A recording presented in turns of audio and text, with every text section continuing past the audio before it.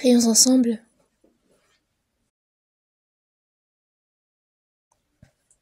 Dieu notre Père qui nous aime et qui est saint, miséricordieux. Nous vivions éloignés de toi dans nos péchés. Nous commettions tout notre cœur, notre corps, pour des choses vaines de ce monde. Mais quand nous ne te connaissions pas, tu as eu pitié de nous. Et Jésus-Christ est mort sur la croix à notre place. Il a reçu la malédiction et le jugement que nous devions recevoir. Et par le sang précieux que le Seigneur a versé, il a sauvé éternellement. Il nous a sauvés éternellement de nos péchés. Tu nous as fait comprendre cette grande grâce, son grand amour. Et en cette heure, nous qui avons été sauvés par le sang précieux du Seigneur, nous nous sommes réunis et nous te louons. Nous apprenons ta parole et dans cette assemblée sainte, tu nous permets d'entretenir cette communion. Merci. En cette heure aussi, nous pensons, nous croyons que tu es avec nous. Veille sur chacun d'entre nous et par ta main miséricordieuse, soutiens chacun d'entre nous. Fortifie-nous toujours plus. Et par ton amour, par ta parole, par ton Saint-Esprit, guide-nous, afin que notre vie passée sur cette terre ne soit pas vaine, mais que en tant que tes enfants, nous puissions vivre une vie qui ne te fait point honte. Ce monde est de plus en plus trouble et il se remplit de péchés. Si tu ne nous guides pas, nous ne pouvons pas mener une vie de foi correcte. C'est pourquoi nous nous remettons en toutes choses entre tes mains, pour que nous puissions nous tenir fiers devant toi au jour où tu reviendras. Pour cela, guide nos pas, jusqu'au jour où nous nous tiendrons devant toi en tant que tes enfants. Puissions-nous vivre droitement devant toi, et que nos pieds ne chancellent point. Pour cela, nous prions ardemment. Toutes les églises du monde, les nombreuses églises, tous les frères et sœurs qui gardent la foi malgré les difficultés et qui prêchent ton évangile, sois avec eux, afin que par la parole, par la puissance du Saint-Esprit, tu les aides, afin que, en cette fin des temps, il y ait encore plus d'âmes qui reçoivent le salut. Tu nous donnes la parole dont nous avons besoin en ton temps, et tu nous enseignes la voie à prendre. En cette heure même, nous croyons que tu nous enseignes ta parole, ta volonté. Et puissions-nous l'apprendre, mais également pouvoir l'appliquer dans notre vie. Pouvoir mettre en pratique ta parole et ta volonté. Aide-nous et guide-nous. Nous te remettons également cette heure entre les mains du Saint-Esprit, et nous avons prié au nom de Jésus-Christ. Amen. Cherchons ensemble la Bible dans l'Évangile selon Matthieu chapitre 6. L'Évangile selon Matthieu chapitre 6.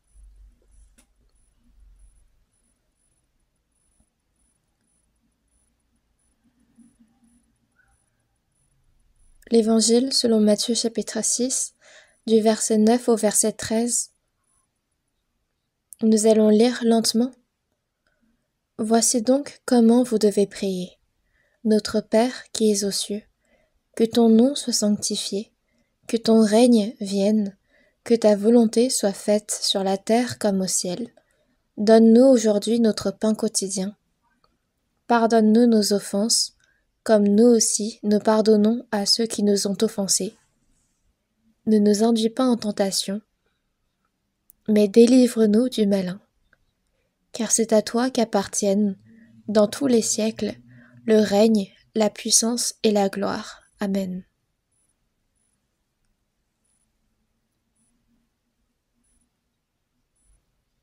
Dans l'Évangile selon Matthieu chapitre 6 figure la prière qu'enseigne le Seigneur. Et sur plusieurs sermons, nous sommes en train de réfléchir là-dessus et y apprendre. La prière qu'enseigne le Seigneur ne doit pas être répliquée mot pour mot en paroles, mais nous devons y retenir les enseignements clés de cette prière. Même à la maison, nous devons lire cette prière afin que nous soyons capables de pouvoir la réciter sans même avoir la Bible ouverte. Nous devons pouvoir la prier, faire cette prière au quotidien.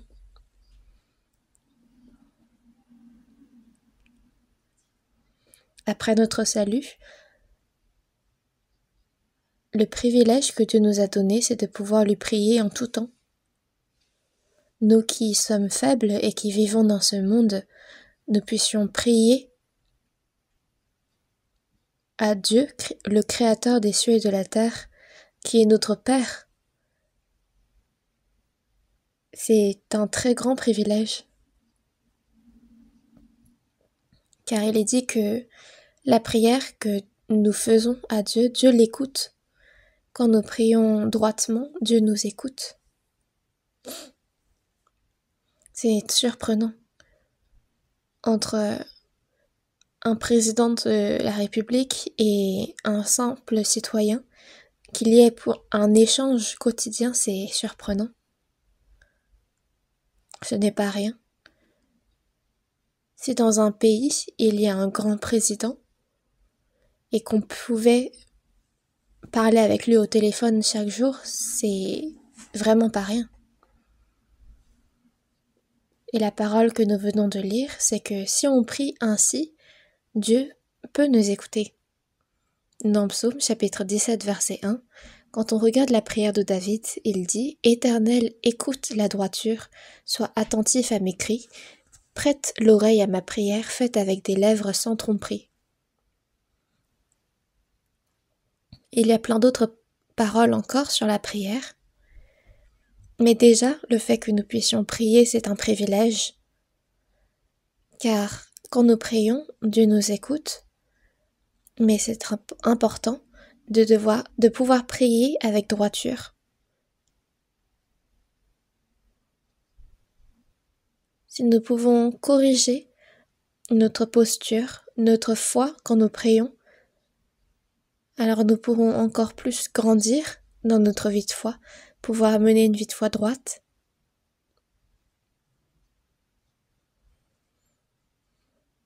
Donc nous devons réfléchir toujours et sans cesse à cette prière que le Seigneur enseigne, et c'est par là le 6e sermon que nous faisons à ce sujet. Et si nous continuons à lire ce passage, ça nous a l'air simple au premier abord, mais nous pouvons comprendre des trésors dans cette parole.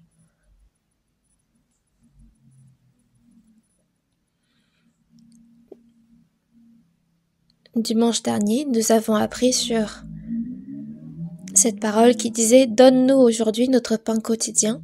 Nous nous sommes penchés sur cette parole pour un étudiant qui révise, qui travaille. Il a des examens à passer.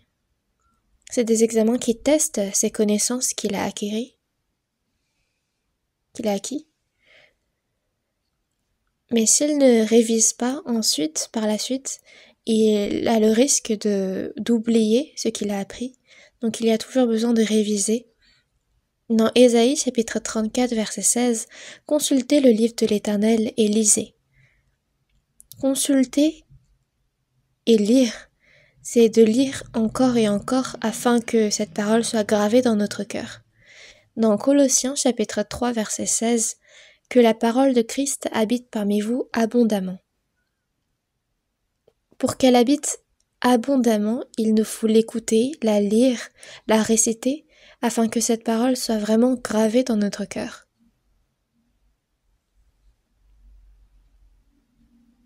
Donc nous allons réviser ce que nous avons appris la dernière heure. C'est alors que cette parole va pouvoir nous aider dans notre vie. D'abord, il est dit « Notre Père qui es aux cieux ». Et cette parole est véritablement importante, que ce soit notre Père, parce que je ne suis plus seule désormais, mais après le salut, il y a d'autres frères et sœurs qui ont été sauvés par le même Dieu. C'est pourquoi nous pouvons l'appeler ensemble notre Père. Et nous résidons dans la même assemblée qui a été sauvée par Jésus-Christ. La vie de foi n'est pas seule. C'est comme quand nous naissons dans ce monde, nous ne sommes pas seuls. Il y a des parents qui m'ont enfanté. Il peut y avoir des frères et sœurs avec qui je suis née,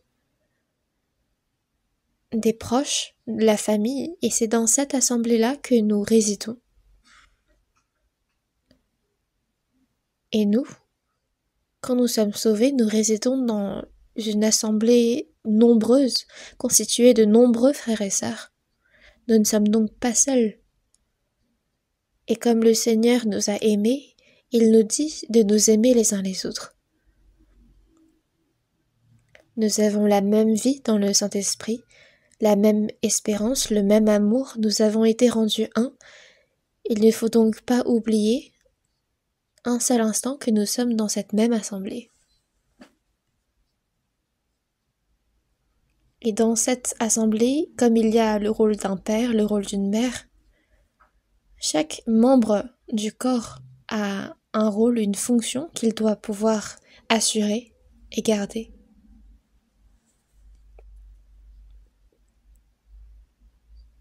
Nous, c'est dans cette assemblée-là que le Père nous a conduits. C'est dans cette assemblée-là que nous devons mener notre vie. Et nous avons une place à garder, un rôle à assurer. Et c'est quand nous menons notre vie de foi à l'intérieur de cette assemblée que Dieu œuvre. Il manifeste son amour et sa puissance. Donne-nous aujourd'hui notre pain quotidien. Ce n'est pas seulement à moi, mais c'est donne à nous notre pain quotidien. Si la famille est nombreuse, il n'y a pas de sens à bien vivre soi-même seul, mais c'est toute la famille qui doit pouvoir prospérer. Nous devons prospérer ensemble et vivre bien ensemble.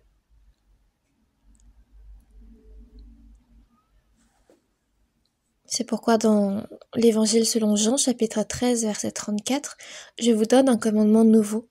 Aimez-vous les uns les autres comme je vous ai aimés. » Nous, les personnes sauvées, nous devons nous aimer les uns les autres, mais c'est à quel point?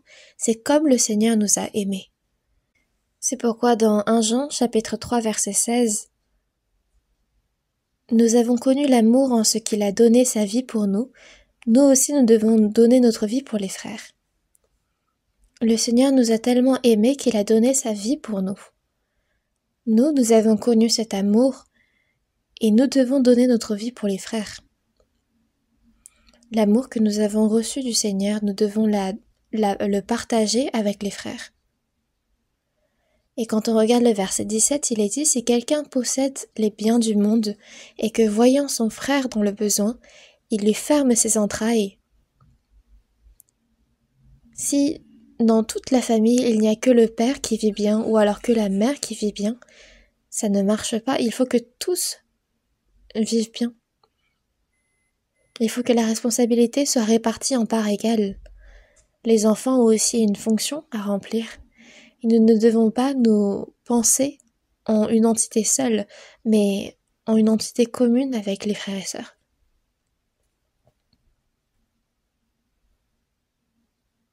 Comme le Seigneur est mort pour nous et qu'il a donné sa vie pour nous, nous aussi nous devons donner notre vie pour les frères. Si quelqu'un possède les biens du monde et que voyant son frère dans le besoin, il lui ferme ses entrailles. Nous avons bel et bien ce cœur qui veut aider, mais si nous fermons nos entrailles par notre chair, car notre chair a des désirs qu'il ne peut satisfaire et du coup il ferme nos entrailles, notre cœur, mais nous devons pouvoir le supporter, le surmonter. Nous devons pouvoir soumettre notre cœur au Seigneur Nous devons pouvoir appliquer l'amour du Seigneur dans notre vie. Nous avons bel et bien ce cœur, mais si nous ne le mettons pas en pratique, comment l'amour de Dieu demeure-t-il en nous?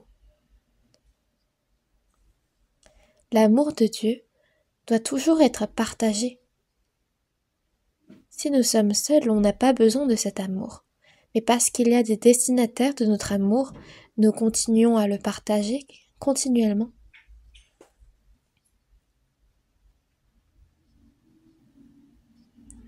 Dans 1 Corinthiens chapitre 13, on parle de la charité. Et la charité doit toujours être pratiquée parce que c'est la nature même du chrétien. Qu'est-ce qui revient de tout simplement connaître l'amour? C'est quand nous la mettons en pratique que l'amour grandit et abonde. Si nous ne mettons pas en pratique cet amour, alors il se rétrécit et il finit par disparaître. Au final, on devient des hommes totalement secs. Mais il faut que l'amour, c'est quand nous donnons et encore plus. Dans Luc chapitre 6, verset 38, « Donnez, il vous sera donné. » Le Seigneur nous donne. Demandez et on vous donnera. Nous, afin que nous puissions appliquer et mettre en pratique cet amour, Dieu nous donne en retour. Pour les frères et sœurs, pour tous ceux qui sont sauvés, Dieu nous donne ce privilège. Et c'est quand nous mettons en pratique son commandement que Dieu nous donne encore plus. Et combien? On versera dans votre sein une bonne mesure serrée, secouée et qui déborde. La parole est certaine, mais c'est parce qu'on n'arrive pas à croire à cette parole qu'on se retient.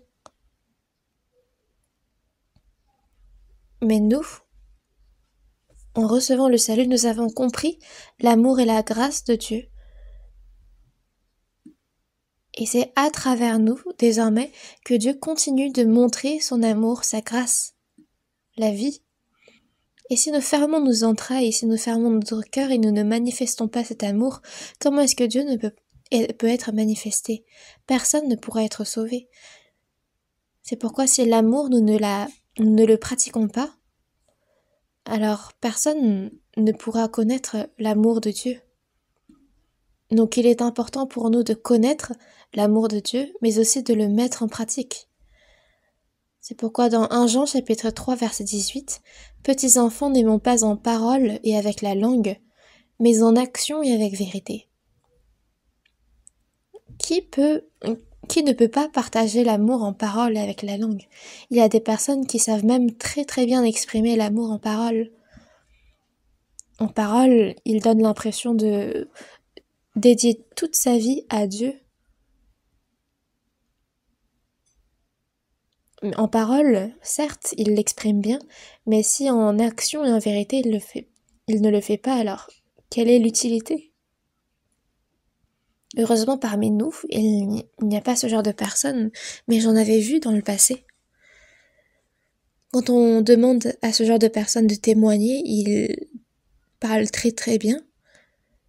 Ils font des témoignages extravagants, touchants, mais au final on se rend compte que c'est des trompeurs. Et nous ne devons pas être comme ces hommes. N'aimons pas en parole et avec la langue, mais en action et avec vérité. C'est une personne qui le montre en action et en vérité, qui est une personne sincère, une personne vraie. Pourquoi est-ce que nous apprenons la parole du Seigneur? Est-ce que c'est pour devenir enseignant? Pour devenir docteur de la loi? Non, c'est pour pouvoir l'appliquer. Donc l'heure dernière, nous avons appris sur donne-nous aujourd'hui notre pain quotidien. Et ça nous a l'air simple. Mais le contexte derrière qui figure dans la Bible est tellement grand. Et c'était pour cela que nous avons consacré 1 heure à l'apprentissage de cette parole. Mais cherchons ensemble aussi dans 1 Timothée. 1 Timothée chapitre 6,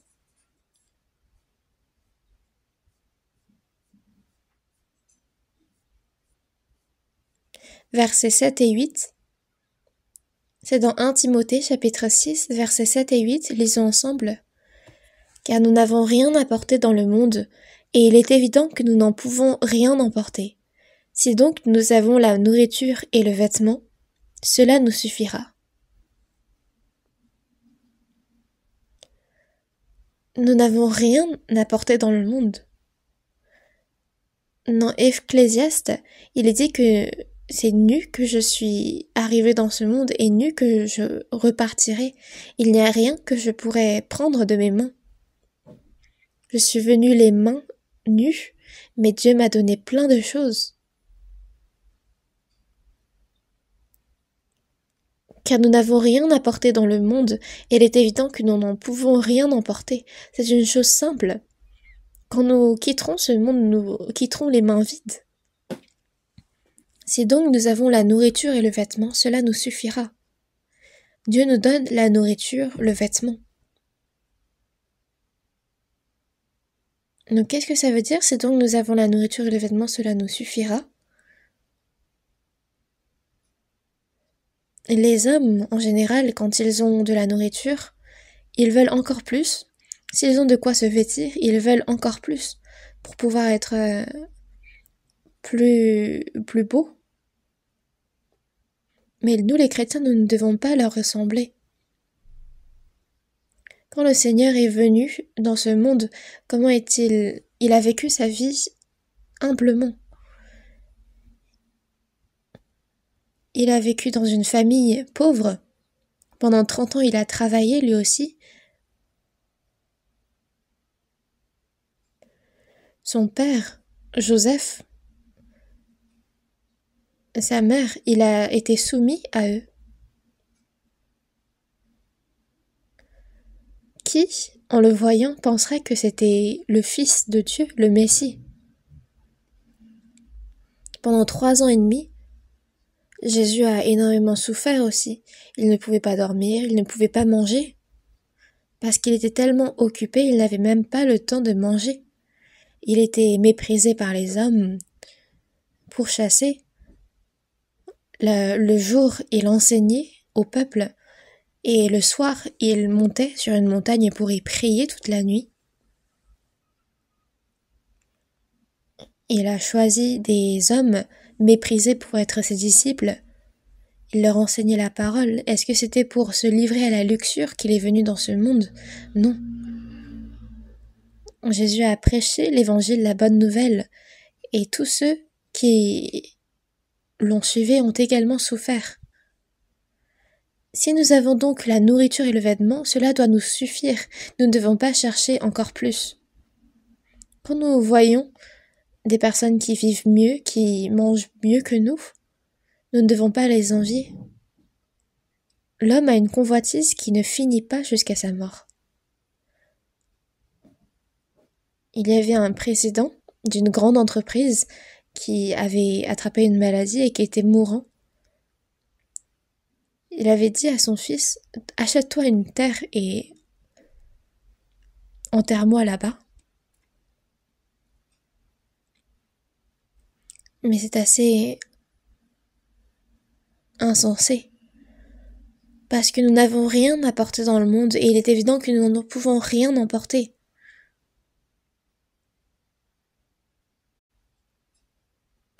Il nous suffit tout simplement de vivre dans la position qui nous a été attribuée.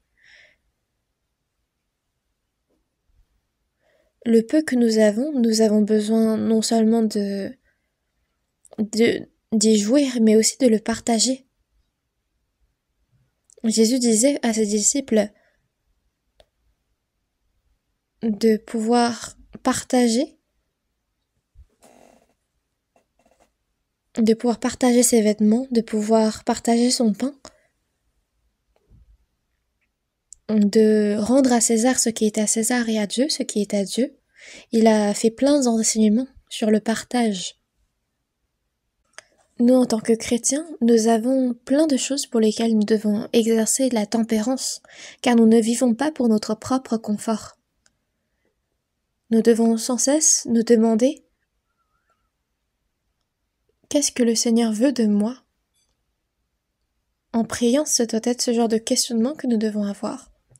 Mais quand on voit les grands riches à l'étranger, j'ignore comment est-ce qu'ils ont décoré avec magnificence leur maison, mais quand on voit comment ils se revêtent, c'est vraiment luxueux. Mais quand on voit par exemple Steve Jobs à la télé, il est toujours avec un t-shirt, un pantalon, un jean. Il y a des personnes qui vivent dans l'abondance, dans la luxure, mais certains qui connaissent véritablement le but de leur existence ne s'attardent pas là-dessus. Est-ce que c'est en se revêtissant de ce genre de vêtements luxueux que nous sommes heureux?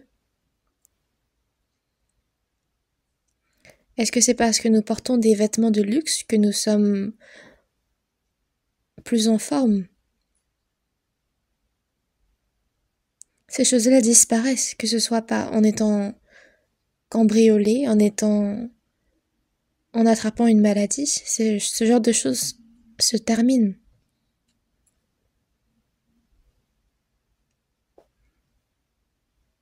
Nous ne devons pas envier les autres qui vivent mieux que nous, en cherchant à s'enrichir. Bien sûr, il y a besoin qu'à un certain point, nous ne reculons pas et que nous ne soyons pas trop derrière, mais nous ne devons pas chercher pour autant à nous enrichir davantage. Donc, si donc nous avons la nourriture et le vêtement, cela nous suffira, cette parole, il nous faut la méditer profondément. Cherchons ensemble dans Proverbes chapitre 30.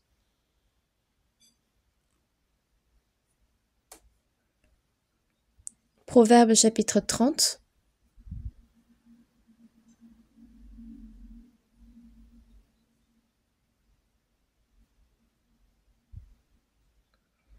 Proverbes chapitre 30, versets 7 et 8. Lisons ensemble. Je te demande 2 choses, ne me les refuse pas, avant que je meure. Éloigne de moi la fausseté et la parole mensongère. Ne me donne ni pauvreté ni richesse. Accorde-moi le pain qui m'est nécessaire.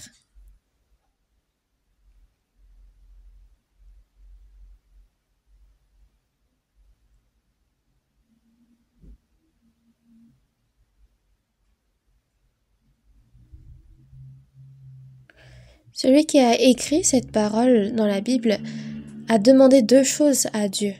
Et il dit « Ne me les refuse pas avant que je meure ». Il est sincère. Mais on voit que c'est 2 choses qui sont assez simples. Éloigne de moi la fausseté et la parole mensongère. La fausseté, la parole mensongère.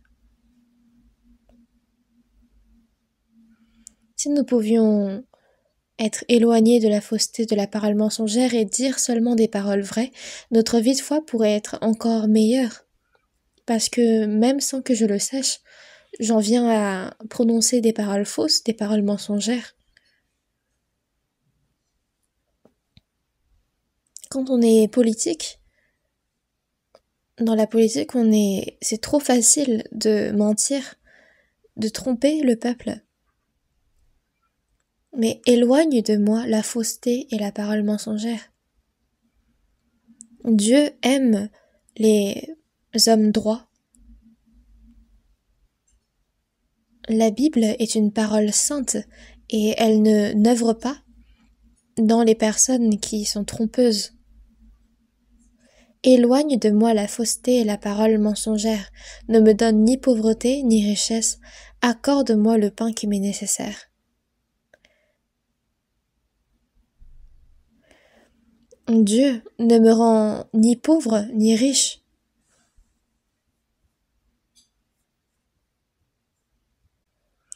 Mais accorde-moi le pain qui m'est nécessaire.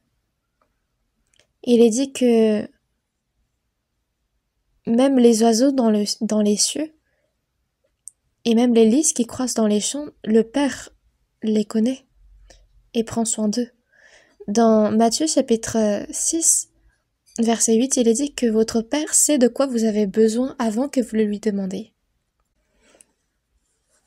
Et quand on dit « il sait », c'est qu'il en prend la responsabilité.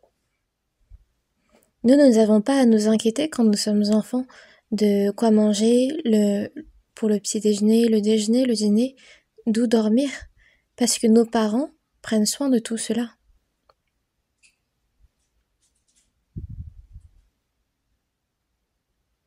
Et plus qu'un parent s'occupe et prend soin de ses enfants concernant ces choses, il est dit de Dieu, dans Matthieu chapitre 10, verset 30, « Et même les cheveux de votre tête sont tous comptés. » Toutes les situations dans lesquelles je suis, Dieu connaît et il prend soin.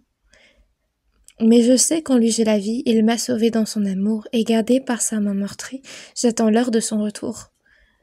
C'est comme ce cantique, je ne sais pourquoi dans sa grâce, qui le dit. Nous avons tout simplement besoin d'ouvrir la bouche. Mais pas seulement, nous devons obéir et chercher premièrement le royaume et la justice de Dieu. L'enfant, il n'a qu'à remplir son rôle en tant qu'enfant. Est-ce qu'un jeune enfant doit se soucier de gagner de l'argent? Non, ses parents s'en occupent.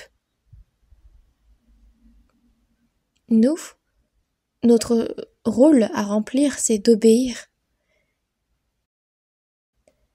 Et tous nos soucis, nos inquiétudes, nous devons les confier dans les mains du Seigneur. Recommande à l'Éternel, tes œuvres et tes projets réussiront.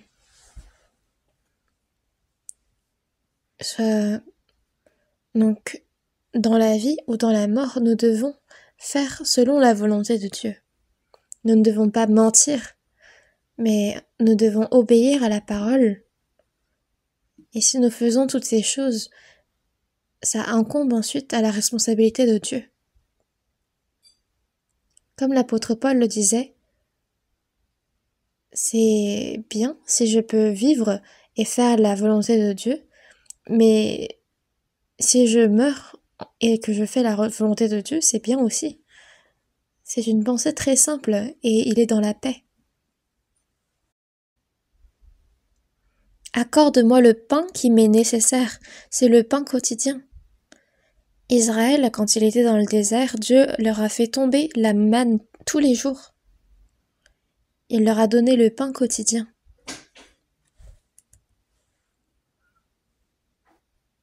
Et au verset 9, dans Proverbes chapitre 30, verset 9, il est dit « De peur que dans l'abondance je ne te renie et ne dise « Qui est l'Éternel ?» ou que dans la pauvreté je ne dérobe et ne m'attaque au nom de mon Dieu.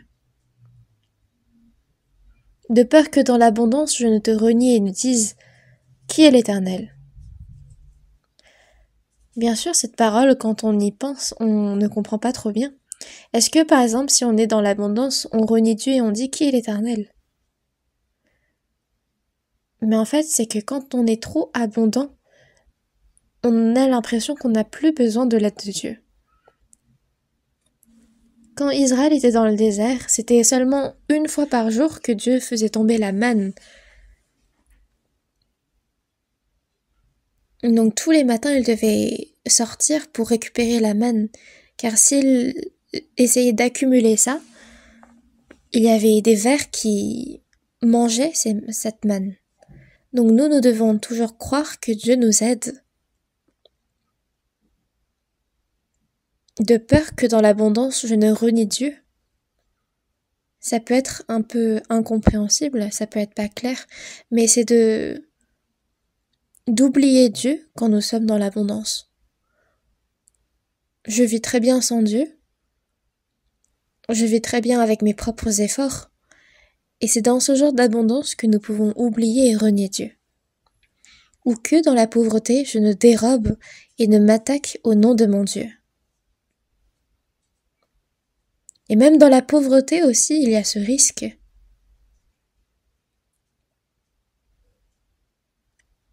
Les personnes faibles dans la foi peuvent faillir ainsi. Mais est-ce que le peuple d'Israël était faible dans la foi pour faillir ainsi? Quand nous sommes dans l'abondance, c'est que nous avons nos propres efforts, nos propres moyens qui abondent.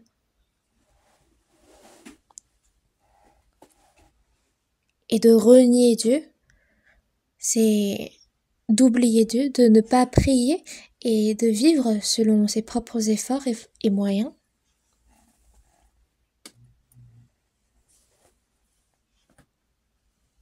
Mais si nous vivons selon la volonté de Dieu, si nous vivons droitement ainsi,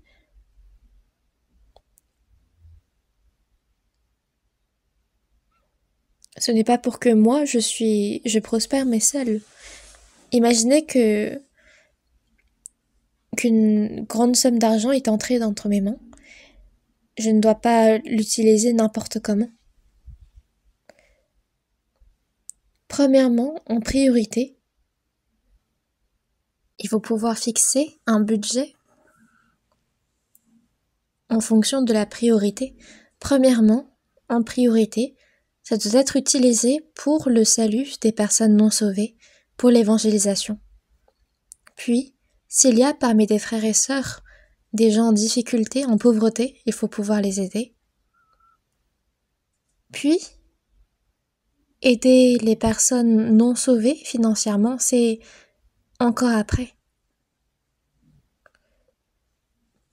Et à la fin, si moi, j'ai besoin de quelque chose, je demande tout simplement à Dieu et il me donnera. Ce n'est pas selon mes propres moyens et efforts que je dois demander pour moi-même, mais c'est à Dieu tout simplement.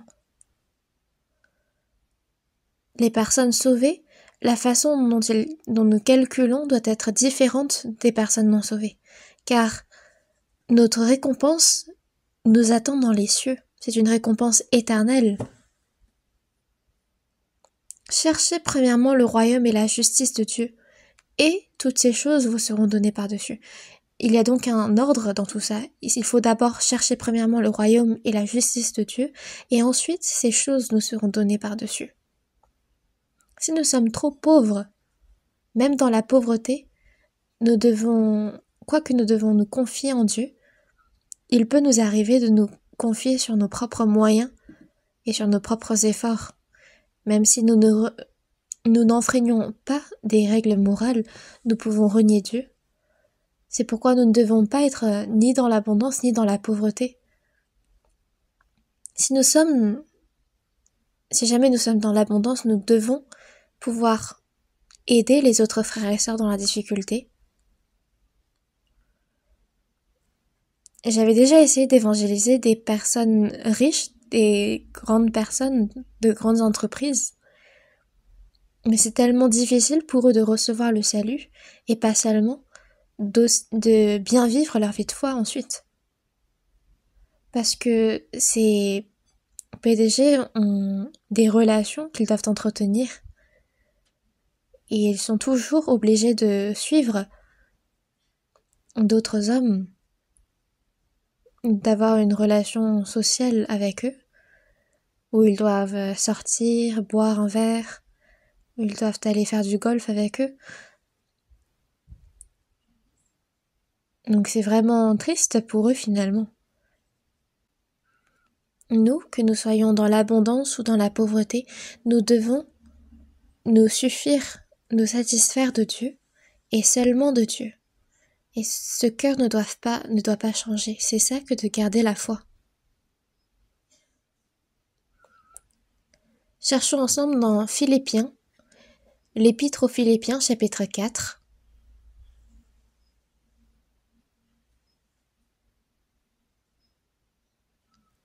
L'Épître aux Philippiens, chapitre 4, verset 11. Chapitre 4, versets 11 et 12, lisons ensemble. « Ce n'est pas en vue de mes besoins que je dis cela, car j'ai appris à être content de l'état où je me trouve. Je sais vivre dans l'humiliation, et je sais vivre dans l'abondance. En tout et partout, j'ai appris à être rassasié et à avoir faim, à être dans l'abondance et à être dans la disette. » Quand l'apôtre Paul a prononcé cette parole, c'était quand il était emprisonné à Rome, et il envoyait cette épître aux Philippiens. Et ce qu'il dit, c'est: ce n'est pas en vue de mes besoins que je dis cela. Et les saints de Philippe avaient sans cesse aidé l'apôtre Paul. Même quand il a été emprisonné, il a pourvu aux besoins de l'apôtre Paul en prison à travers Épaphras.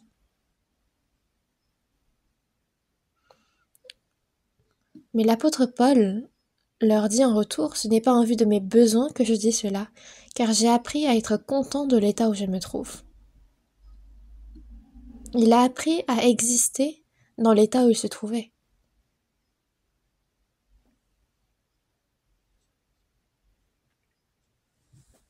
Je sais vivre dans l'humiliation, je sais vivre dans l'abondance, et en tout et partout, j'ai appris à être rassasié et avoir faim, à être dans l'abondance et à être dans la disette. Et toujours, on voit que l'apôtre Paul a été en proie à l'humiliation. Dans seconde épître de Corinthiens, chapitre 11, verset 27, on voit que l'apôtre Paul a été exposé à de nombreuses veilles, à la faim et à la soif, à des jeûnes multipliés, au froid et la nudité. On l'a lapidé, on l'a laissé pour mort, puis il s'est relevé, puis il a reprêché l'évangile. Quand est-ce qu'il a été dans l'abondance, finalement? On ne parle pas de sa vie avant qu'il reçoive le salut, car il était un homme très connu. Il était quelqu'un d'éloquent, quelqu'un de très spécial, mais pour le Seigneur, il a laissé toutes ces choses.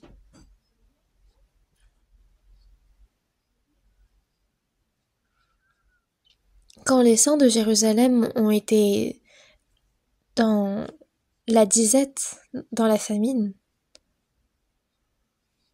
Dieu l'a permis. Pourquoi? Parce que les saints de Jérusalem, c'était des églises juives. Les autres, c'était des églises païennes. Les églises juives méprisaient et ignoraient les églises païennes. Ils étaient arrogants. Et même maintenant, de nos jours, les juifs tracent une ligne pour se séparer des païens. Ils ont cet esprit de vengeance concernant la persécution qu'ils avaient reçue pendant la Seconde Guerre mondiale. Et aujourd'hui, les Juifs sont les plus riches du monde. Ils sont très intelligents. Ils sont ceux qui détiennent le pouvoir, l'influence dans le monde. Ils ont un esprit d'intelligence pour gagner de l'argent. Il y a plein de gens parmi les païens qui haïssent les Juifs à cause de ça. Donc il y a cette séparation entre les Juifs et les païens. Pendant le temps des premières églises, il y avait ce genre de haine qui résidait entre ces deux groupes. C'est pourquoi Dieu a permis qu'il y ait une grande famine et une grande persécution dans l'église juive, afin que les Juifs se séparent et qu'ils prêchent l'évangile aussi aux païens. Donc par cette famine, par cette humiliation, il y a eu de nombreuses églises qui ont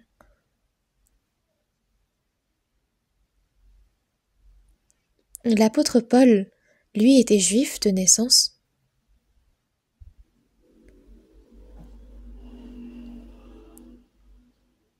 Et en allant dans toutes les églises païennes, il a demandé de l'aide pour qu'il vienne en aide à l'église juive à Jérusalem. C'est pourquoi les églises païennes, il y en a beaucoup qui ont aidé financièrement l'église juive en Jérusalem.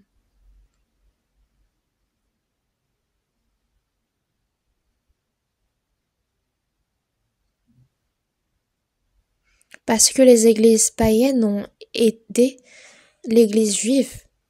C'était pour enseigner cela, pour que l'église juive à Jérusalem soit reconnaissante envers l'église païenne. Il y a une raison à cette famine.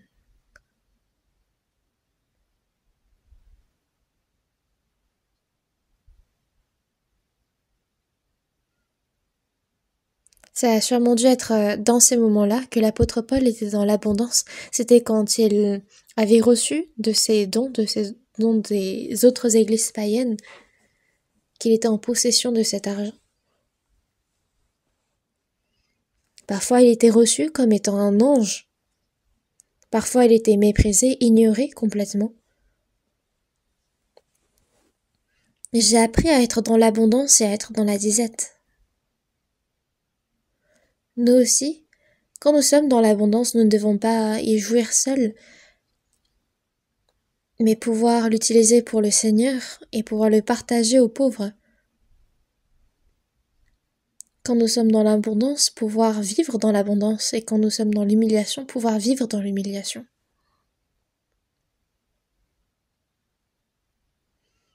Nous aussi, nous devons faire la même chose que l'apôtre Paul a faite. Nous ne devons être en aucun cas satisfaits par l'abondance, mais nous devons apprendre à nous confier en Dieu dans cette abondance. Est-ce que Dieu nous laisserait mourir de faim? Si nous n'avons pas de quoi manger, nous pouvons manger tout simplement de la soupe, et si nous n'avons pas de soupe, nous pouvons juste boire de l'eau. Et si nous n'avons pas d'eau, alors nous irons auprès du Seigneur, c'est tout. Nous n'avons pas à nous inquiéter de ces choses-là parce que c'est le Seigneur qui prend soin et qui en est responsable. Dans Psaume chapitre 147, verset 4, il est dit: il compte le nombre des étoiles, il leur donne à toutes des noms. Il n'y a pas aucune étoile que Dieu ne connaît pas. Et même les cheveux de notre tête sont tous comptés. Dieu compte le nombre des étoiles et pas seulement, il leur donne à toutes des noms. C'est qu'il n'y a rien que Dieu ne connaît pas. Ne sous-estimez pas Dieu, parce que c'est ce Dieu-là qui est notre Père. Cherchons ensemble aussi dans Proverbes chapitre 11.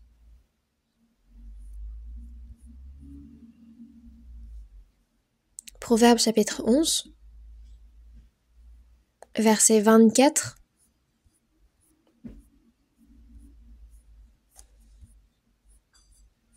Proverbes chapitre 11, verset 24.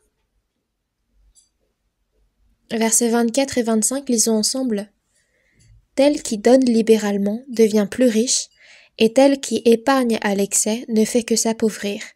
L'âme bienfaisante sera rassasiée, et celui qui arrose sera lui-même arrosé.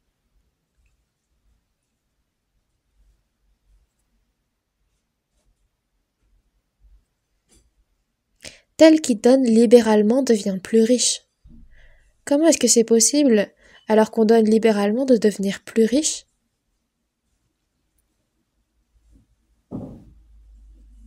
C'est que c'est Dieu qui rend plus riche. Si on donne plus, Dieu donne plus, parce que c'est beau à voir pour Dieu, donc il donne plus. Et tel qui épargne à l'excès ne fait que s'appauvrir. Si on retient ce que Dieu m'a donné, alors même ces choses-là, le peu qu'il m'a donné, ça va disparaître. C'est amusant quand on comprend le sens de cette parole. Tel qui donne libéralement devient plus riche, donc Dieu rend plus riche, et tel qui épargne à l'excès ne fait que s'appauvrir, parce que Dieu l'enlèvera. L'âme bienfaisante sera rassasiée. C'est quelqu'un qui aime donner, qui aime aider ceux qui sont dans la pauvreté, dans la difficulté. Cette personne-là sera rassasiée, et celui qui arrose sera lui-même arrosé. On parle de la parole de Dieu. Si nous croyons en cette parole et que nous l'appliquons, ça se passera exactement comme elle l'a dit. Si nous le faisons par la foi, il en sera fait selon notre foi. Donc, une personne qui ne croit pas, ça ne marchera pas. Cherchons ensemble aussi dans Hébreux, Épître aux Hébreux, chapitre 13.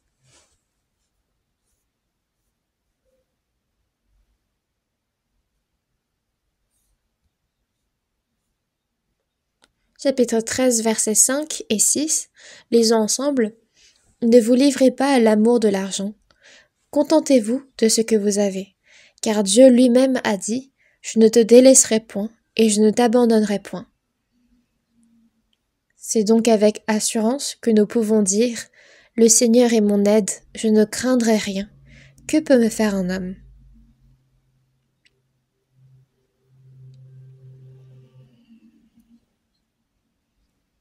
Ne vous livrez pas à l'amour de l'argent.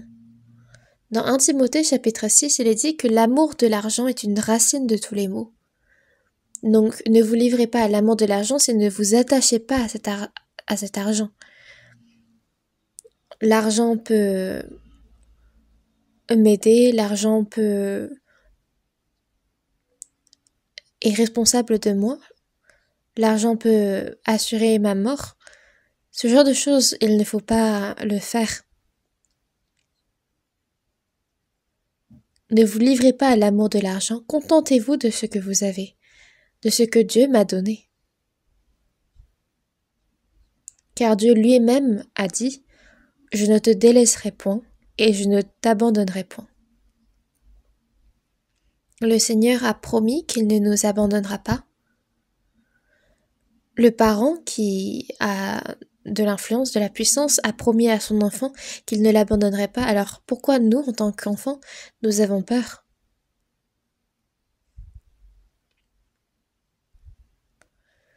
Je ne te délaisserai point et je ne t'abandonnerai point. C'est donc avec assurance que nous pouvons dire « Le Seigneur est mon aide, je ne craindrai rien, que peut me faire un homme ?» Le Seigneur est mon aide.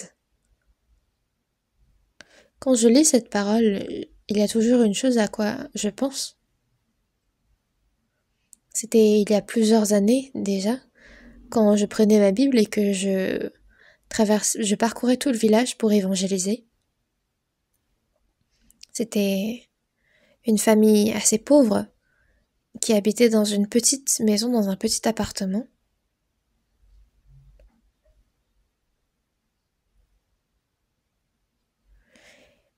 Ils avaient accepté justement, après leur salut, d'ouvrir les portes de leur maison pour qu'on y bâtisse une église et pour que nous nous réunissions pour évangéliser. Donc dans cette maison-là, j'ai commencé à évangéliser. Mais il y avait des hommes qui avaient dit avoir reçu le salut en Angleterre et qui avaient formé une association qui s'appelait Brethren Church et qui avaient entendu parler de moi.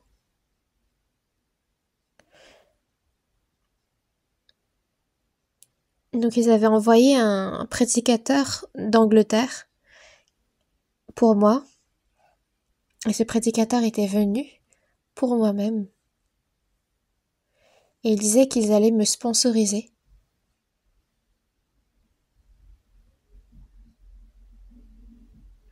Donc si j'acceptais cette sponsorisation, je recevais de l'argent tous les mois.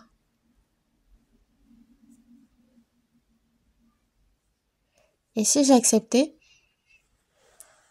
alors c'était tous les mois que je recevais de l'argent.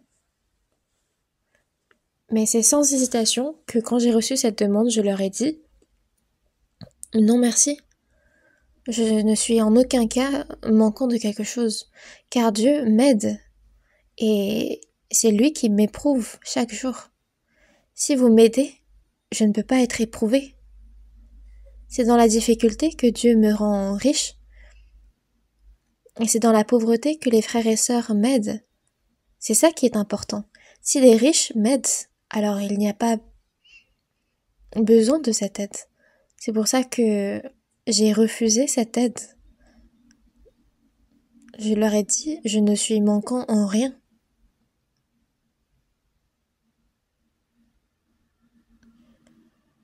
Puis j'ai demandé à un frère, achète-moi 3 bols de jjajangmyeon.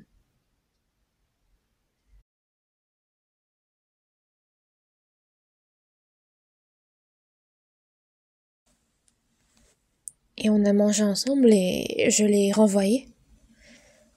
Après l'avoir envoyé, j'avais le cœur tellement soulagé, et j'avais cette pensée en tête, j'ai gagné. Gagné contre Satan.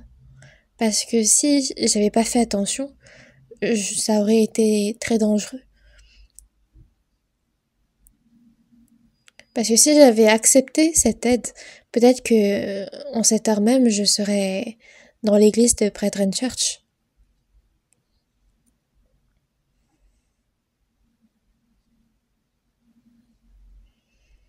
Donc, à ce moment-là, j'ai pensé que Dieu est mon sponsor, que Dieu est celui qui m'aide.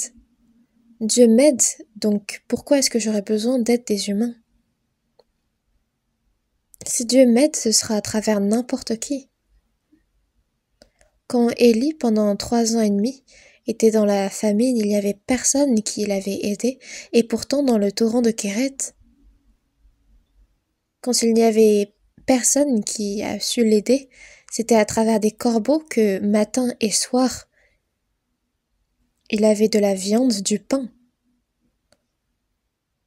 Il a pu être nourri ainsi, il a pu s'abreuver dans le torrent de Kéret. Donc si ce n'est pas des hommes, c'est à travers n'importe quel autre moyen que Dieu m'aide. Le Seigneur est mon aide. Si je crois en cette parole et que je me confie en Dieu et que je dis que dans n'importe quelle situation, je prendrai Dieu pour mon aide, alors Dieu va m'aider. Si je confesse à Dieu, je mourrai à tes côtés, est-ce que Dieu ne prendrait pas responsabilité pour moi? Cherchons ensemble aussi dans Ésaïe. Ésaïe chapitre 41. Ésaïe chapitre 41, verset 10.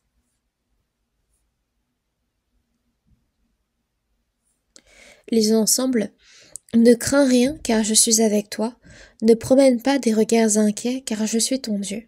Je te fortifie, je viens à ton secours, je te soutiens de ma droite triomphante. Mais regardez, ne crains rien, car je suis avec toi. Ne promène pas des regards inquiets, car je suis ton Dieu. Dieu est avec moi et Dieu me promet de m'aider.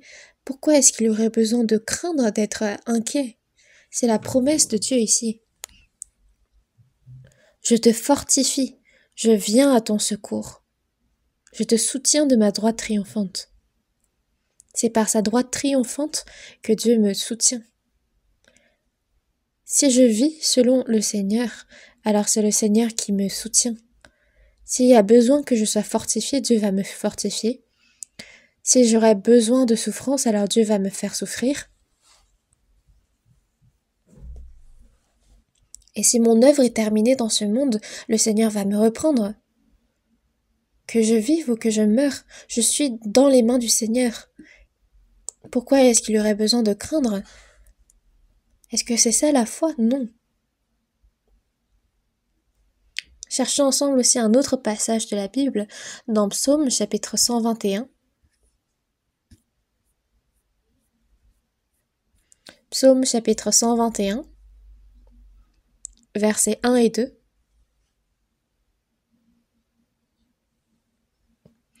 Psaume chapitre 121, versets 1 et 2, lisons ensemble.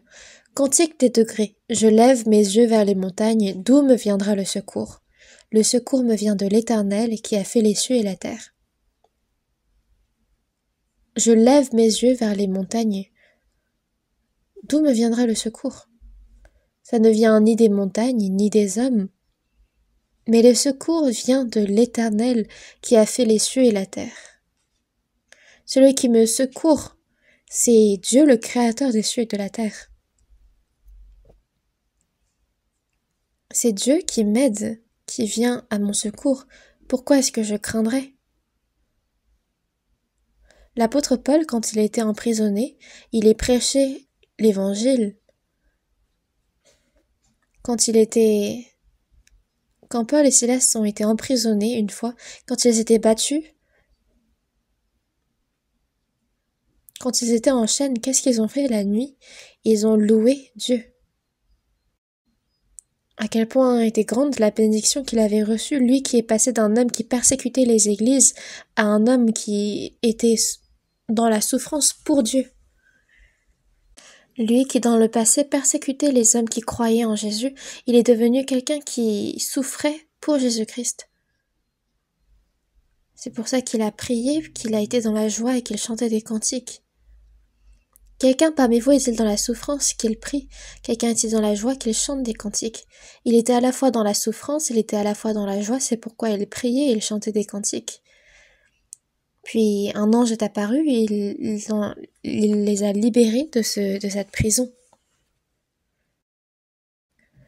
S'ils rentraient en prison, c'était le geôlier et sa famille qui étaient sauvés. S'ils étaient emprisonnés autre part en chaîne, alors là-bas ils évangélisaient. Parce qu'il a été emprisonné aussi à Rome, on ne pouvait envoyer de saints à Rome. Mais il est parti se présenter devant César pour y évangéliser encore. Et au final, il a été fait martyr, mais c'est vraiment un grand homme. Tous les gouverneurs d'Israël qui servaient Jésus-Christ, tous les hommes de foi, les prophètes à l'Ancien Testament, voyaient leur foi, voyaient à quel point de grands modèles ils sont pour servir le Seigneur. D'où me viendra le secours? Le secours me vient de l'Éternel qui a fait les cieux et la terre. Puis au verset 3, il ne permettra point que ton pied chancelle. Celui qui te garde ne sommeillera point. Celui qui me garde ne sommeille point, il ne dort point. Les disciples et Jésus avaient pris la barque pour traverser le fleuve. Dans la Bible, il est marqué la mer, mais en vérité, c'est un fleuve, le fleuve de la Galilée, qui est à une profondeur de 210 mètres. Moi-même, j'avais traversé ce fleuve sur une barque, et quand je l'ai traversé, c'était très calme, mais après l'avoir traversé, j'étais en train de manger un poisson que j'avais attrapé dans ce fleuve qui s'appelle aussi le poisson de pierre. Et j'avais vu une tempête s'élever sur le fleuve de Galilée. Et à ce moment-là, il n'y a aucune barque qui peut être là-dessus. Il y a un vent qui s'élève depuis le mont Hermon juste derrière le fleuve, et qui soulève des tempêtes énormes sur le fleuve. C'est au milieu de cette tempête, aussi que Dieu protège les disciples. Alors qu'il y avait cette grande tempête, sur la barque, le Seigneur Jésus était endormi. Et parce que c'était des pêcheurs qui étaient habitués à pêcher sur le fleuve de Galilée, ils ont quand même peur parce que la barque est sur le point de se renverser, de se retourner sur cette tempête. Mais parce que Jésus était trop fatigué, il était endormi, les disciples l'ont donc réveillé. Et ils lui dirent, Seigneur, sauve-nous, nous périssons. Nous sommes sur le point de périr. Est-ce que tu vas nous laisser ainsi? Est-ce que tu vas continuer à être dormi dans le sommeil?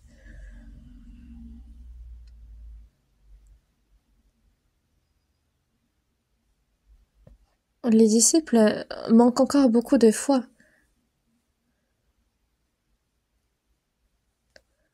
Jésus qui a fait les cieux et la terre, est-ce qu'il manquerait de puissance pour calmer les tempêtes?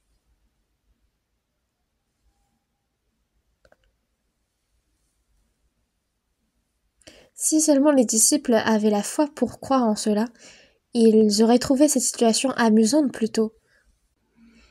J'ai été moi-même sur un bateau qui avait connu une tempête sur la mer. Parce que ça parlait vraiment de moi, j'ai cru que j'allais mourir. Le bateau avait l'air de faire naufrage. Mais si elle fait naufrage, qu'est-ce que je vais faire? Il y avait des maillots de sauvetage. J'ai vu qu'ils étaient dans un casier. Mais il y avait un homme à côté de moi qui avait pris une pelle, et avec cette pelle, il a cassé complètement le casier qui contenait ces maillots de sauvetage, et il les a sortis. Mais parce qu'il y a trop de monde, qu'est-ce qui arrivera si on n'a pas assez pour moi? Il y avait une boîte en plastique à côté, et je me disais, si j'ai pas de maillot de sauvetage, je vais prendre cette boîte et au moins, je vais avoir quelque chose sur quoi m'accrocher. Mais vraiment, enfin, heureusement, le bateau n'a pas fait naufrage. Mais quand on sait qu'il va pas faire naufrage, ça devient amusant. Parce qu'il y a les flots qui secouent le bateau de droite à gauche. Donc seulement si on n'est pas menacé de mort, on trouve ça amusant. Mais le bateau dans lequel Jésus était, qui va faire naufrage? Mais les disciples ne le savaient pas. Et Jésus, il s'est réveillé, il a menacé le vent, et il dit à la mer, silence, tais-toi. Et le vent cessa, il eut un grand calme. Même si la majorité me soumet, ça devient calme. Même si la majorité essaye de me soumettre, je peux créer le calme. Les disciples étaient alors choqués en voyant cela, ils ont été saisis d'étonnement. Quel est celui-ci à qui obéissent même les vents et la mer? S'il dit stop, alors même les cieux et la terre peuvent s'arrêter. Mais les disciples, même à ce moment-là, ne connaissaient pas entièrement. Mais ce Jésus-là est aussi avec nous. Alors, il n'y a pas à nous inquiéter.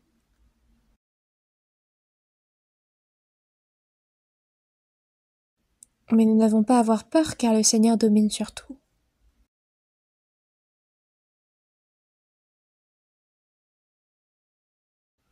Nous, dans notre vie de foi, nous disons toujours nous savons, nous croyons, mais nous le croyons dans notre tête. Mais le problème, c'est que nous n'arrivons pas à faire le lien avec notre vie. Mais en révisant, on a consacré beaucoup de temps, alors qu'aujourd'hui, on était supposé aborder la suite de la prière qu'enseigne le Seigneur. Retournons donc à Matthieu chapitre 6.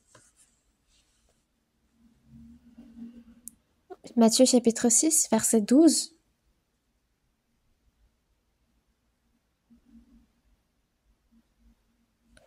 Pardonne-nous nos offenses comme nous aussi nous pardonnons à ceux qui nous ont offensés. Ne nous induis pas en tentation, mais délivre-nous du malin. Même ces paroles ne sont pas des paroles simples. Pardonne-nous nos offenses comme nous aussi nous pardonnons à ceux qui nous ont offensés. Nous qui avons été sauvés dès le moment où nous avons compris la grâce de Dieu et que nous y avons cru, comme il est écrit dans Hébreux chapitre 9, verset 12, Jésus a établi une rédemption éternelle pour nos péchés.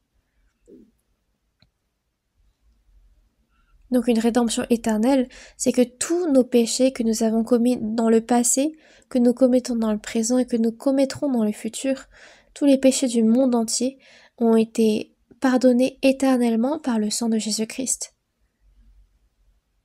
Et nous, par la parole, nous avons connu ce que Dieu a fait pour nous, cette grâce.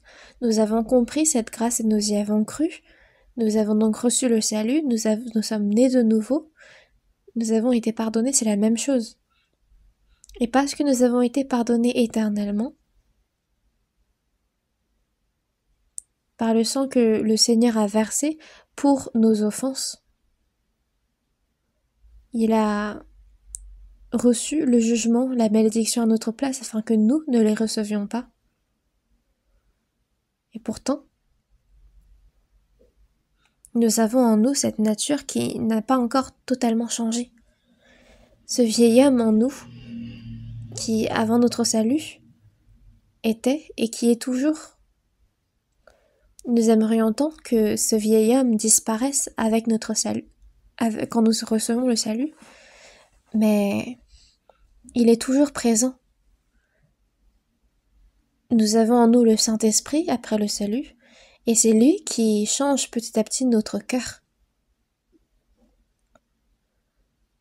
Et il met en nous les sentiments de Jésus-Christ, la nature du Seigneur. Donc, quand notre foi grandit, c'est que notre vieil homme disparaît de plus en plus et que le cœur de Jésus-Christ grandit en moi. Et avec le temps, quand notre foi grandit, nous en venons à ne plus pécher. C'est possible, nous vivons dans ce monde, mais nous pouvons vaincre le péché. C'est comme la barque, comme l'arche de Noé qui est sur l'eau, mais l'eau ne perce pas l'arche. Les poissons vivent dans la mer qui est remplie d'eau salée, mais les poissons eux-mêmes à l'intérieur ne sont pas salés. Nous vivons pareillement dans le monde, mais le péché du monde ne doit pas entrer en nous. Nous pouvons véritablement surmonter ces péchés avec la parole. Et si nous arrivons à un certain point dans notre vie, dans notre foi, nous arrivons à ne plus pécher.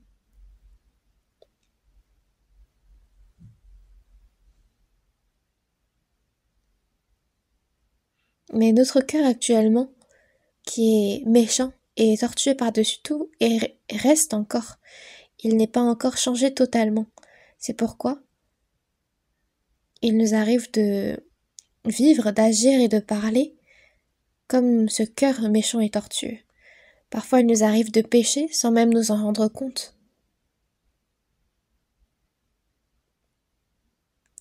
Je ne dis pas là qu'il n'est pas important, que c'est pas grave de pécher.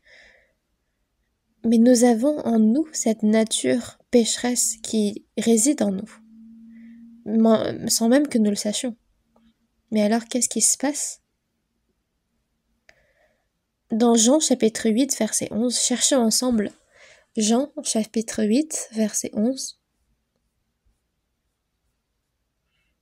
Dans l'évangile selon Jean chapitre 8 verset 11.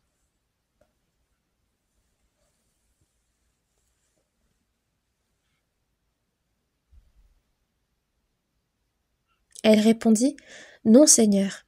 Et Jésus lui dit, je ne te condamne pas non plus, va et ne pêche plus.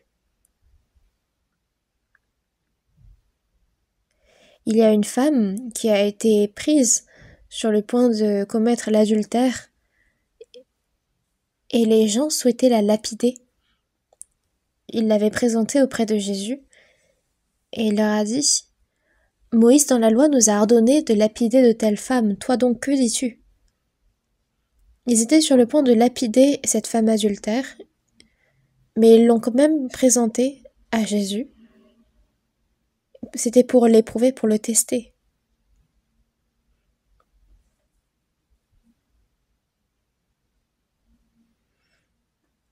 Mais parce qu'ils étaient sous l'emprise de l'Empire romain, ils n'avaient aucun pouvoir de tuer cette femme.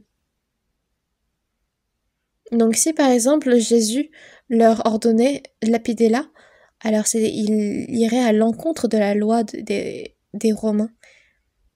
Mais s'il disait de ne pas la lapider, alors c'est qu'il irait à l'encontre de la loi de Moïse. Mais ce que Jésus a dit, c'est ceux qui n'ont pas de péché, vous, lapidez-la. Il continuait d'écrire avec le doigt sur la terre et il n'est pas écrit dans la Bible qu'est-ce qu'il a écrit, mais nous le saurons peut-être quand nous irons au royaume des cieux.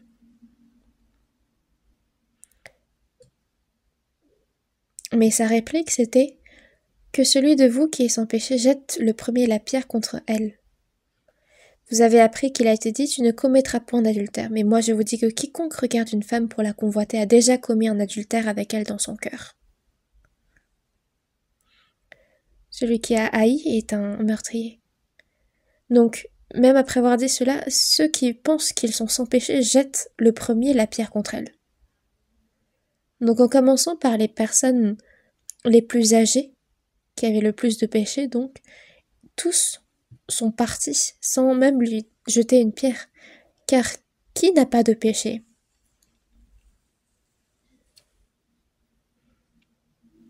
Qui parmi les pécheurs qui eux-mêmes ont du péché peut juger un autre pécheur? Donc les personnes âgées, les anciens, qui avaient le plus de péchés, ils sont partis en premier, puis après les jeunes, et finalement il n'y avait personne qui était resté. Il n'y avait que la femme adultère qui était agenouillée auprès de Jésus, et Jésus lui demande: Personne ne t'a-t-il condamné? Et il a dit: Non, Seigneur. Et Jésus lui dit: Parmi les pécheurs, il n'y a que moi, donc ferme les yeux. Non, c'est pas ce qu'il a dit. Il a dit: Je ne te condamne pas non plus, va et ne pêche plus. Pourquoi est-ce qu'il ne condamnait plus la femme adultère? C'est que pour ton péché, je vais mourir aussi pour toi. Donc va et ne pêche plus. Je vais mourir sur la croix pour tous tes péchés et pour les péchés du monde. Donc je ne te condamne pas non plus. Va et ne pêche plus. Il parlait du pardon des péchés à l'avance. Et il dit: va et ne pêche plus. Il n'a pas dit: va et tu peux pécher n'importe comment maintenant que je t'ai pardonné. Nous qui avons reçu le salut, nous ne devons pas pécher de nouveau, mais à cause de cette nature pécheresse qui n'a pas encore été transformée totalement, nous commettons des péchés que nous connaissions ou que nous ne le connaissions pas. Mais alors qu'est-ce qu'il devient? Même si nous péchons, la raison pour laquelle nous ne sommes pas détruits, c'est parce que Jésus, le Seigneur, est mort sur notre place et qu'il prie encore de nos jours pour nous. Dans 1 Jean chapitre 2, première épître de Jean chapitre 2,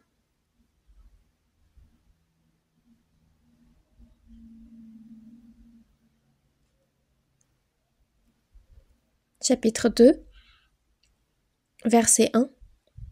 Mes petits enfants, je vous écris ces choses afin que vous ne péchiez point.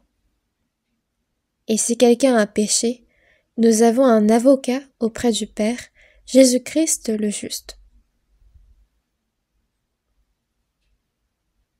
Si quelqu'un a péché, donc on parle ici des personnes sauvées.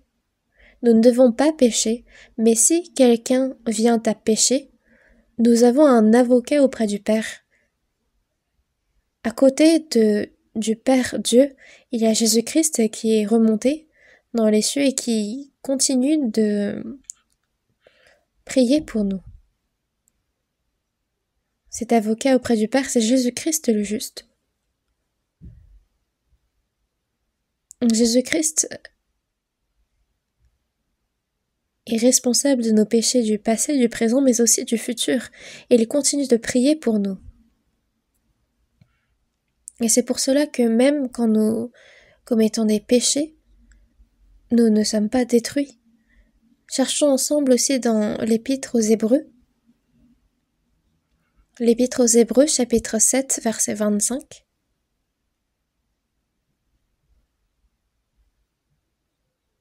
Hébreux chapitre 7, verset 25. Lisons ensemble.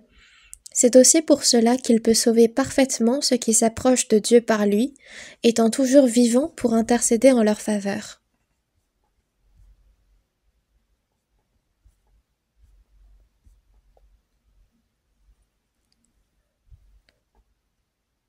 Nous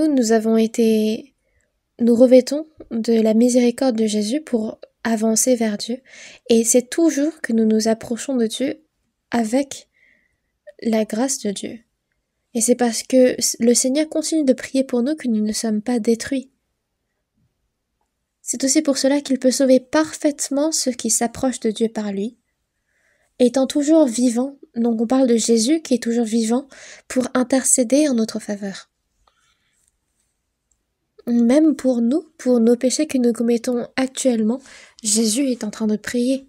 Et c'est pour cela que nous ne sommes pas détruits. Cela ne veut pas dire que nous pouvons pécher n'importe comment.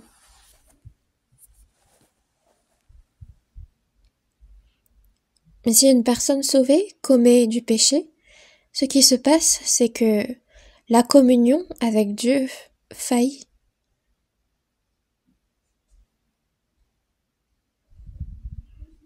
Il y a une relation de vie entre le Père et le Fils, une relation proche.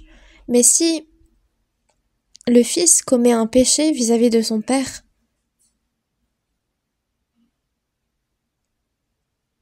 alors il n'y a pas une totale destruction de la relation. Le Père ne va pas renier son Fils parce qu'il a péché, mais c'est juste que la communion entre le Père et le Fils va être dégradée.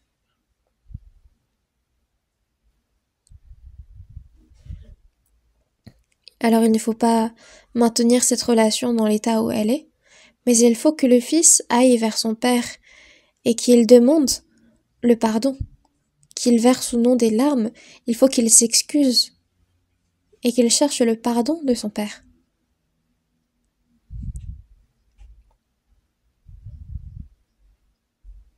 Il faut qu'il présente ses excuses, qu'il essaye de ne plus refaire cette même erreur.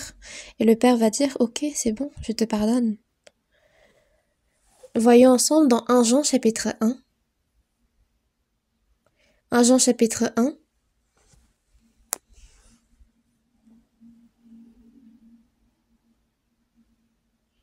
Verset 5. La nouvelle que nous avons apprise de lui et que nous vous annonçons, c'est que Dieu est lumière et qu'il n'y a point en lui de ténèbres. Dieu est lumière. Dieu, notre Père, est lumière. Le péché, c'est les ténèbres. Il ne peut pas y avoir de ténèbres dans la lumière. Dieu est quelqu'un où il n'y a point de ténèbres en lui. Et au verset 6, si nous disons que nous sommes en communion avec lui, cette communion que nous avons avec le Père Dieu, si nous disons que nous sommes en communion avec lui et que nous marchions dans les ténèbres, les péchés, c'est les ténèbres. Donc, un homme qui commet du péché n'aime pas la lumière. C'est toujours dans les ténèbres qu'il commet son péché en secret. Et si on y met de la lumière, il est surpris. Il n'aime donc pas la lumière.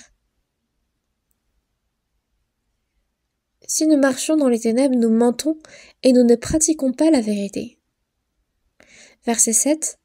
Mais si nous marchons dans la lumière, comme il est lui-même dans la lumière, nous sommes mutuellement en communion, et le sang de Jésus, son Fils, nous purifie de tout péché.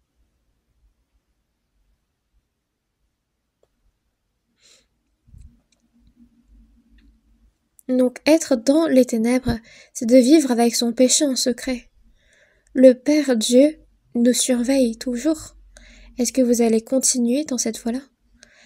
La vie de foi, c'est la communion avec Dieu. Et c'est quand il y a communion avec Dieu qu'il y a communion aussi avec tous ceux qui le servent. Nous, les personnes sauvées, nous devons garder cette unité que nous avons reçue dans le Saint-Esprit. Une personne sauvée ne vit pas seule sa vie de foi. Mais quand nous voyons, si nous menons une bonne communion avec les frères et sœurs, nous pouvons voir que nous communions aussi bien avec Dieu. On dit souvent, commençons vite la communion. Il y a un début et une fin? Non. La communion n'a pas de début, n'a pas de fin. La communion, le début, commence dès notre salut. Et on continue de communier jusqu'à ce que le Seigneur reviendra. Il ne s'agit pas seulement de manger, de s'amuser entre nous. Mais c'est quand nous avons une bonne communion avec Dieu que nous pouvons communier correctement avec les frères et sœurs. C'est un triangle finalement. Quand nous communions mal avec Dieu, alors la communion avec les frères et sœurs ne s'entretient pas bien.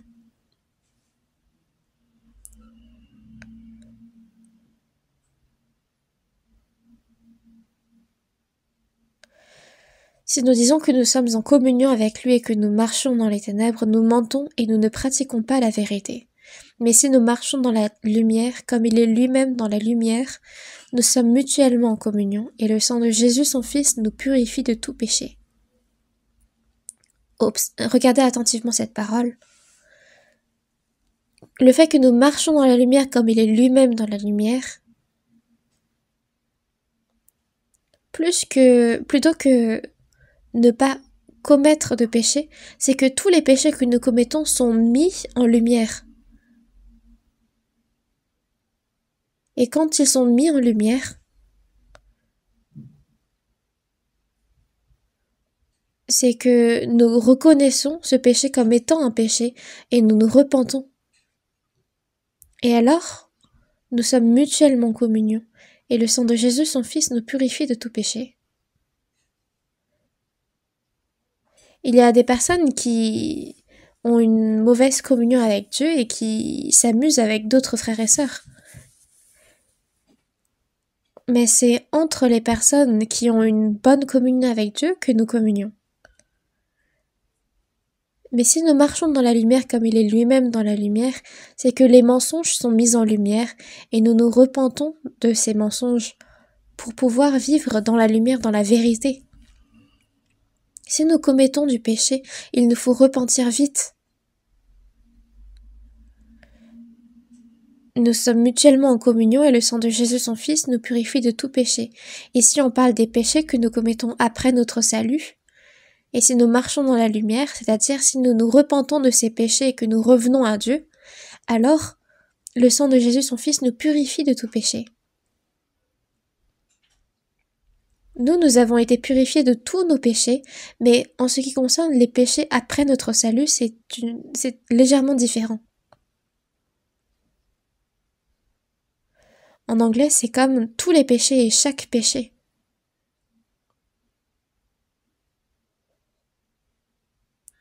Donc, le sang de Jésus nous purifie de tout péché, c'est de chaque péché que Dieu nous purifie si nous nous repentissons. Et dans le verset 8, si nous disons que nous n'avons pas de péché, nous nous séduisons nous-mêmes et la vérité n'est point en nous. Aux personnes sauvées, il y a cette conscience pure et nous ne devons pas la tromper. La vérité n'est point en nous si nous séduisons nous-mêmes. Si nous confessons nos péchés, au verset 9, lisons ensemble, si nous confessons nos péchés, il est fidèle et juste pour nous les pardonner et pour nous purifier de toute iniquité. Si nous confessons nos péchés, si nous retournons à Dieu, il est fidèle et juste pour nous les pardonner et pour nous purifier de toute iniquité. Il ne nous pardonne pas seulement, mais il nous purifie de toute iniquité. Il nous aide à ne plus commettre de péché. Donc les péchés que nous commettons après le salut, il faut se repentir. Il ne faut pas essayer de les cacher. Si vous pensez que vous les cachez et que vous vous conduisez bien avec les frères et sœurs, c'est totalement incorrect devant Dieu. C'est comme des personnes non sauvées de ce monde. Mais nous ne devons pas être pareils. Nous devons demeurer dans la vérité. Parce que le Saint-Esprit œuvre dans la vérité. Nous pouvons faire des erreurs, mais nous devons nous repentir immédiatement après. Et c'est quand nous nous rétablissons devant Dieu que Dieu nous purifie de tout péché. Il est bon pour nous purifier de toute iniquité. Et cela signifie qu'il peut même nous purifier de notre nature pécheresse. Le temps s'est déjà écoulé, mais nous devons nous arrêter là. C'est amusant d'apprendre sur cette prière qu'enseigne le Seigneur. Nous devons prier tous les jours ainsi et continuer d'apprendre. Prions ensemble. Dieu notre Père qui est miséricordieux, nous apprenons et nous méditons sur cette prière que tu nous as enseignée. Seigneur, tu nous as sauvés, tu nous permets de prier et nous croyons en ce que tu écoutes nos prières. Permets que nous puissions vivre droitement en tant que tes enfants le reste de notre vie. Aide-nous à nous aimer les uns les autres, à t'aimer, à aimer les frères et sœurs, à obéir à ta parole, car c'est alors que la communion sainte s'établit. Si nous avons du péché dans notre vie qui est caché, mets-le en lumière afin que nous puissions nous repentir et nous purifier de tout péché, que nous puissions demeurer dans la lumière là où tu es. Domine sur nous et guide-nous, afin que le reste de notre vie, nous puissions la confier entre tes mains et dans ta parole. Nous avons prié au nom de Jésus-Christ, notre Sauveur. Amen.